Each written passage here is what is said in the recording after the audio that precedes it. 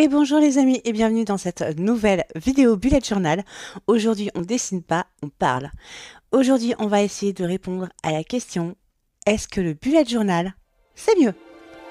Alors j'ai envie de vous répondre tout de suite, voilà, pas de spoil, je réponds immédiatement. Oui, le bullet journal c'est mieux. Et maintenant je vous explique pourquoi.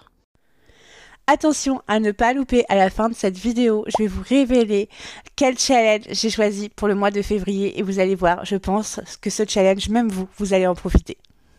Alors avant tout, je vais te demander si tu le peux de t'abonner et d'activer la cloche pour m'aider à être visible sur YouTube puisque je débute, donc j'ai besoin d'un petit coup de pouce. Je sais que c'est un peu pénible de le faire, mais voilà, ça va m'aider, c'est gratuit, ça te prend 10 secondes s'il te plaît, fais-le. Concrètement, d'ailleurs j'ai pas d'exemple à vous montrer parce que j'en ai plus du tout, dans un agenda, tu prends tes rendez-vous, au mieux tu as ton planning, ton répertoire, mais c'est tout. Un bullet journal va couvrir absolument tous les aspects de ta vie, suivre tes progrès, suivre ton humeur, suivre ton sport, suivre tout ce que tu veux suivre. Il n'y a vraiment pas de limite. Et le bullet journal, c'est l'outil le plus puissant que je connaisse pour atteindre tous ces objectifs. Et là, je vais vous le prouver. À l'heure actuelle, on entre dans la dernière semaine de janvier, donc l'année a à peine débuté. Je vais vous montrer tous les objectifs que j'ai atteints grâce à mon bullet journal.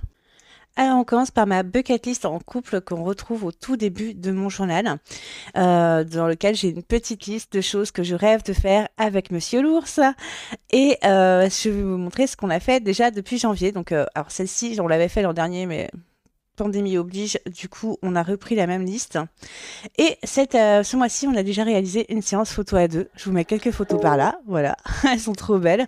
C'est Siro Photographe de Quiberon qui les a réalisées et j'étais trop heureuse de le faire. C'est un concours qu'on a remporté. D'ailleurs, c'est quelque chose que je vous encourage à faire, de participer à des concours sur les réseaux sociaux parce que ça me permet d'économiser beaucoup sur toute l'année et vous pouvez retrouver plein de concours sur mon compte Instagram. Donc ensuite, en objectif, alors c'est pas vraiment des objectifs, mais c'est un suivi quand même, il y avait les séries à voir. Et dans les séries à voir, vous m'avez conseillé sur Instagram 9 Perfect Stranger. Et j'ai envie de vous dire merci, merci beaucoup. Elle était trop bien, je l'ai mangée en 2 soirées, elle était incroyable cette série. Si vous aimez le développement personnel, allez la voir, elle était vraiment trop bien. Ensuite, en objectif maison, c'est des choses que j'ai prévu de faire cette année dans la maison, enfin du moins au minima parce que j'ai déjà plein d'autres idées. J'avais prévu de changer le meuble qui est à l'angle de mon salon, qui était trop moche et je l'ai changé, ça y est, je l'ai enfin fait. Il était temps et j'étais contente parce que du coup j'ai utilisé intelligemment l'une des cartes cadeaux Amazon que j'ai reçues à Noël. Au lieu de les dépenser en bêtises, j'ai acheté quelque chose que j'avais vraiment prévu d'atteindre. C'est ça que je vous dis, le bullet journal, il va vous centrer sur vos objectifs, vous allez avancer de façon intelligente et productive vers la vie que vous voulez avoir. C'est vraiment l'idée même du bullet journal. Ensuite, bon, pour les restaurants à essayer, on n'en a pas essayé un seul pour l'instant parce que le Chicken Brace frappé par la pandémie, Couscous Nana, je crois qu'elle est à Paris et le Speed Burger, on a prévu de le faire donc là mardi prochain. Donc normalement, on devrait en avoir testé un. Là encore, ça permet de pas toujours sortir à l'endroit où on a l'habitude de faire, même si du coup on avait fait un petit resto là où on adore. Et du coup, de découvrir de nouveaux endroits, de changer le quotidien. C'est vraiment quelque chose que sans mon bullet, je ne penserais pas faire. J'irais tout le temps au même endroit. Là, c'est le point où je suis le plus fière. Voilà, dès le début de l'année, j'ai réservé tout de suite l'un de mes objectifs voyage, donc c'était de partir en amoureux. On est parti en amoureux à Quiberon.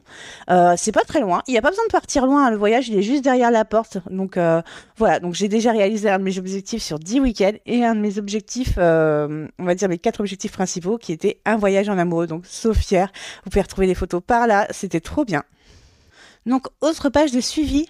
La page de mes films. J'ai vu 2 films, les 2 seuls films que j'avais prévu de voir parce que clairement je suis pas très film, je suis pas très inspirée sur les films que j'ai prévu de voir et donc j'ai pu les voir ce mois-ci puisqu'il fait pas beau, on sort pas beaucoup.